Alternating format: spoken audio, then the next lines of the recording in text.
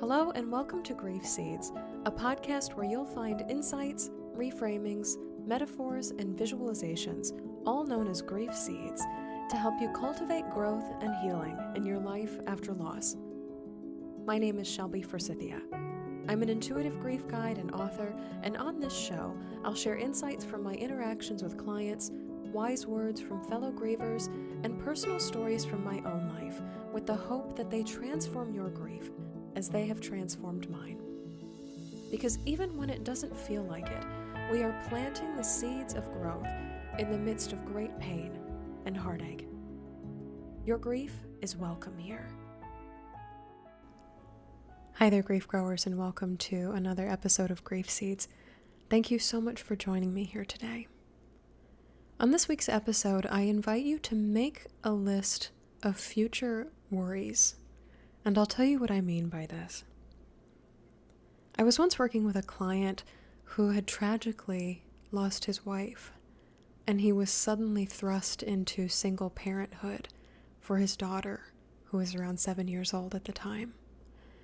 And in the days and weeks and months that followed his wife's death, he was flooded, just inundated with all of the things that he was going to have to teach his daughter, these pieces of wisdom that he was going to have to instill in her now that his wife was not alive to do that.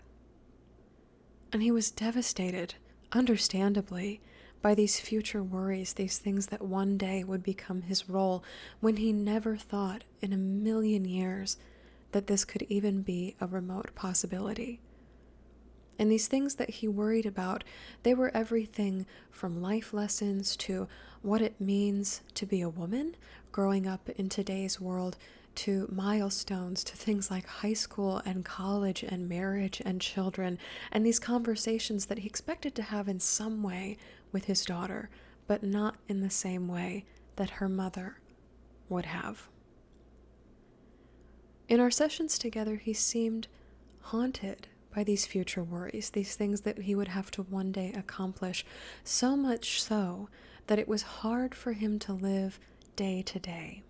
It was as if he was not only carrying the weight of his grief right now, but also grief on behalf of his daughter, and also grief on behalf of his future self and his daughter's future self, who would have to live these lives without his wife and her mother, respectively, living along with them. So in one of our sessions, as a piece of homework that I gave to him, I challenged him to make a list of these future worries. One day I'll have to go back to school shopping with my daughter. One day I'll have to teach her how to drive. One day I'll have to tell her about the changes that her body is undergoing and what that means for her as a woman. One day I'll have to have a conversation about what it means to be in partnership with another human, if that's something that she chooses for her life. One day I'll have to help her make decisions not only as her father, but as her mother as well. And then after this homework was done, I told him, put this list away. Place it in a drawer, put it in a cabinet, place it somewhere where it's not so visible all the time, aka not the front of the refrigerator or a bulletin board for the whole family to see. Because while these worries are true and they have validity and they're important and they deserve the weight that you're giving them, they're not happening today. And the thing that you're trying to survive, the thing that you're trying to get through right now in this moment, in this season, is today. The next 24 hours, the next long weekend, the next month. And as these worries, these future worries, these distant, far-off worries appear in your mind, I challenged him to keep adding to the list. This little piece of paper is a fitting container for all of these thoughts that are arriving in your brain. And writing them down allows you to give them the importance and the place that they deserve in your life. And simultaneously, they can also keep them from perpetually haunting you. When you place these thoughts on paper, when you place these worries on paper, you give them somewhere to go that's outside of the space between your ears.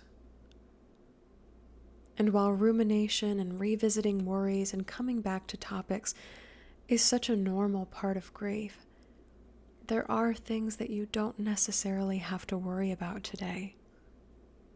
And sometimes writing them down, putting them away, placing them in a drawer, can offer you just a little bit more free space for the life that you need to live and the things that you need to do and the thoughts that really need worrying about today. Sometimes, too, these future worries contribute to us telling ourselves a story that it is not possible to exist in the future if this loss is true. How can I possibly teach my daughter everything she needs to know without her mother here? How can I possibly live a life without my wife by my side?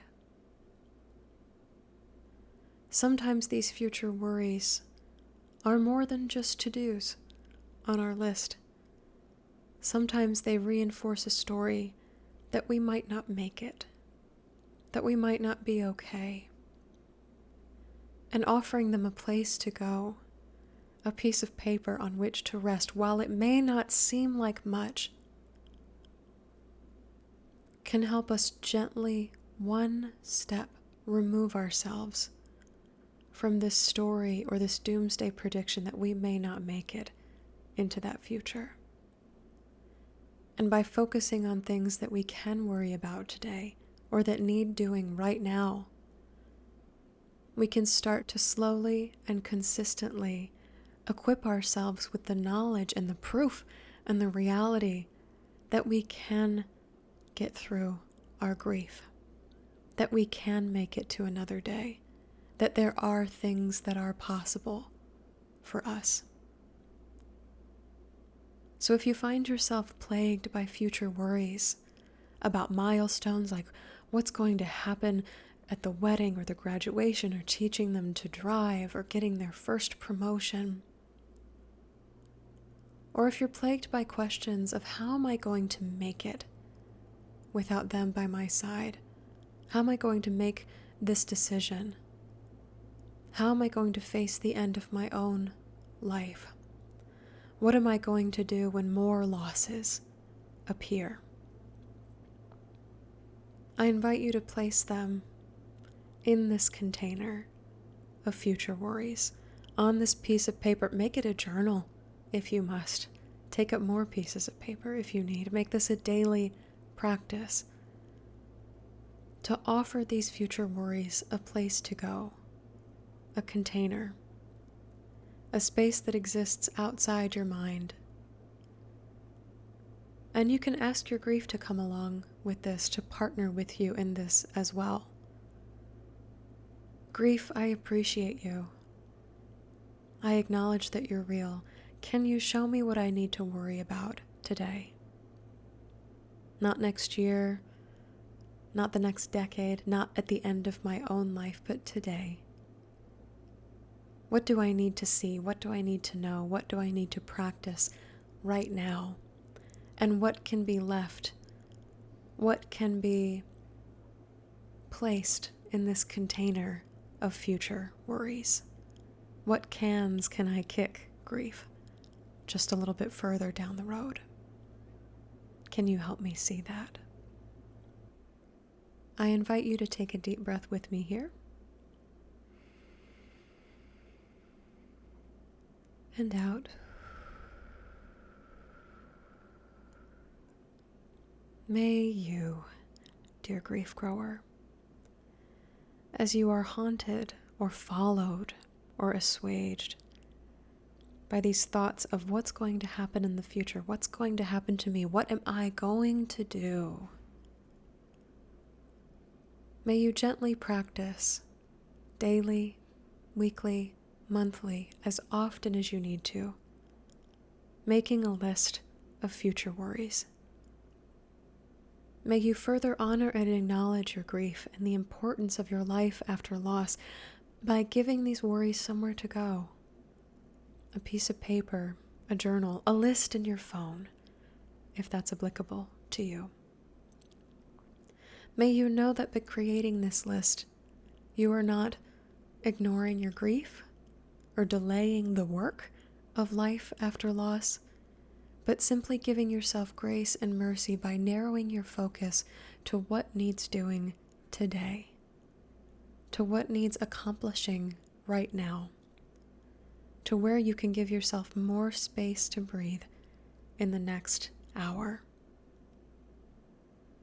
Please know that these future worries are real. They are true. They matter for you and your grief. They don't just come out of nowhere to annoy you, to pester you.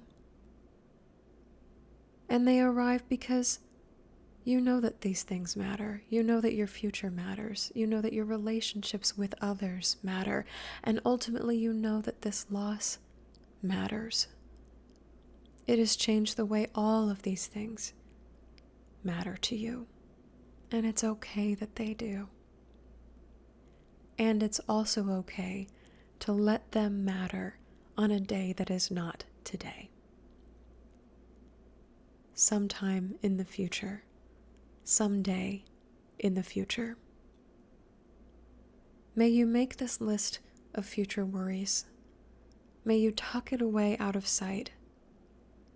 And may you exist in partnership with your grief,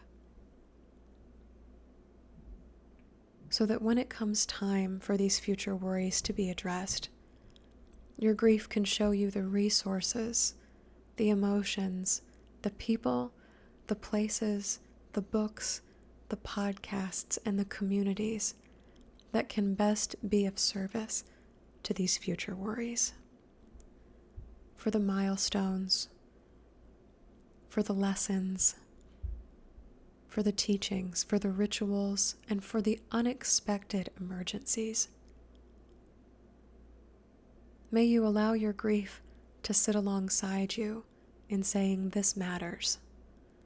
It doesn't have to matter today, but it does matter. And here we are giving it space and room and importance together. Deep breath in here. And out.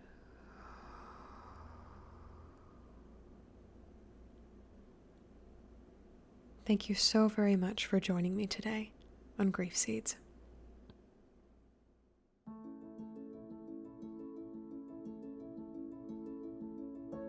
So that's all for this episode of Grief Seeds.